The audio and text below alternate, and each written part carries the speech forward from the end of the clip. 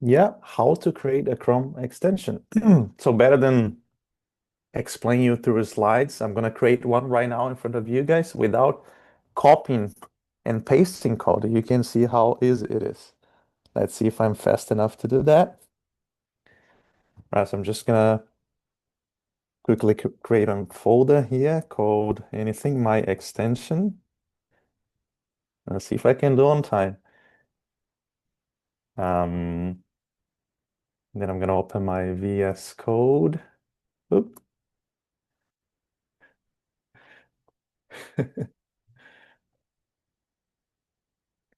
I'm gonna open a new folder.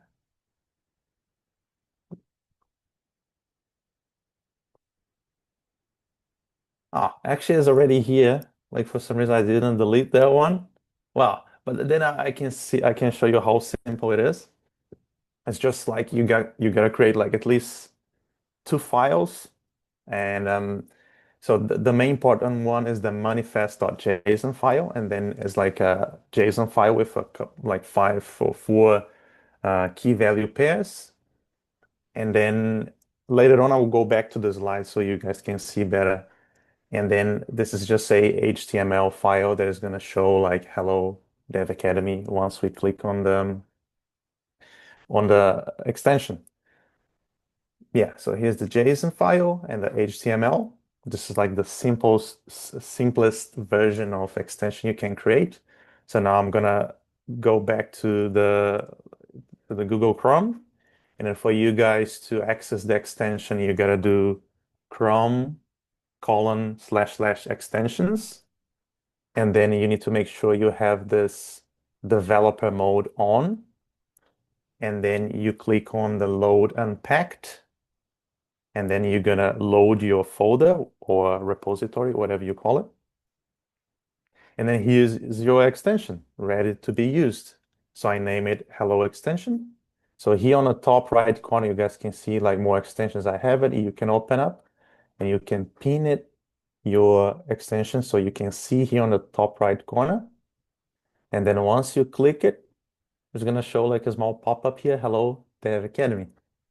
So that's how simple it is.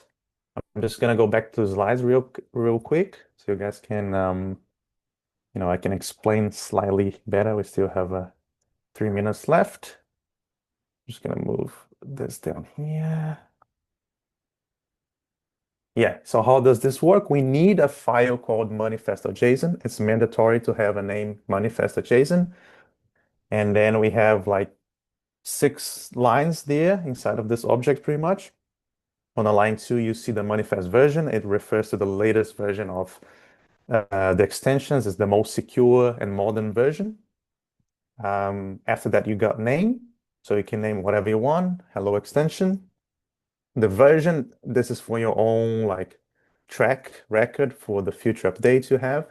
And here's a very important one. We have the action, which is another um, you know, object kind of inside with a key value. So the action defines what happens when the user clicks the extension. And inside you have, the action itself. In this case, we have a default pop-up that in this case is going to render that HTML file that we created, simulating, that pop-up is like a small page that is gonna be loaded.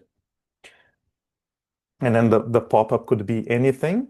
So anything from the web development works here. Just an HTML, CSS, you can create many different files inside of the folder, same as a repository. And then here I can show you like some different actions you can have. For example, the first one is just like showing, rendering that HTML file inside of that small canvas. So default icon, and then you're given an image. So this is gonna be the image that shows up on the top right corner. Default click, this is just a tooltip. So when you hover over the extension, that's the text you see. And then there's many more different ones, but those are one like very common ones. So you want to change the image, so on and so forth. So what else an extension could be used for? Like changing dark themes, fonts, showing data like weather, stocks, crypto prices. productivity tools, scrape information. For example, I have a AliExpress reverse image search as one extension. You can add a user interface on top of existing websites. So if you guys wanna dive deeper, so here's the official developer Chrome documentation website for extensions. And then just to give you a quick example here, I have some extensions on top. You guys probably know, you've seen before. Similar Web, this is a really nice one. Show how many accesses a website has monthly. I think it shows only like 3 months if you have a free plan. So here's another one, like to track between Brazil and New Zealand time, for example, like because I've been here for so long, I still don't know exactly what time is in Brazil, so I just drag this to see it. The Hello extension we just created, so this is another one to check the Bitcoin price, but it's broken, so it'll be a really nice exercise to create one for me in the future. And I think, yeah, that's the summary of how to create a Chrome extension. Thank you very much, guys.